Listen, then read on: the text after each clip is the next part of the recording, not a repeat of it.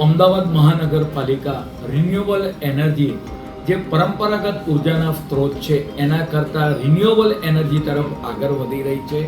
હાલ મહાનગરપાલિકાની અંદર લગભગ પર મંથ 350 કરોડ રૂપિયાનો ઇલેક્ટ્રિસિટીનો ખર્ચ થતો હોય છે.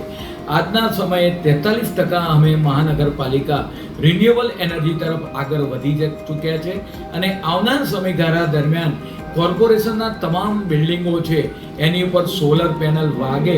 તદુપરાંત મહાનગરની અંદર વોટર બોડી આવેલી છે, લાંબા તળાવ હોય, કાંકરિયા તળાવ છે, સાબરમતી રિવરફ્રન્ટ છે, તો ત્યાં આગળ ફ્લોટિંગ સોલરનો પણ ઉપયોગ કરી રિન્યુએબલ એનર્જી કઈ રીતે મેળવી શકાય તે માટે આજની કમિટીની અંદર એના કન્સલ્ટન્ટ માટે રાજ્ય સરકારની જે એજન્સી છે તે એજન્સીને મંજૂરી આપવામાં આવી છે અને એને આધારે ટેન્ડર તૈયાર કરવામાં આવશે અને 2028 સુધીમાં મહાનગરપાલિકા નેટ ઝીરો તરફ આગળ વધે.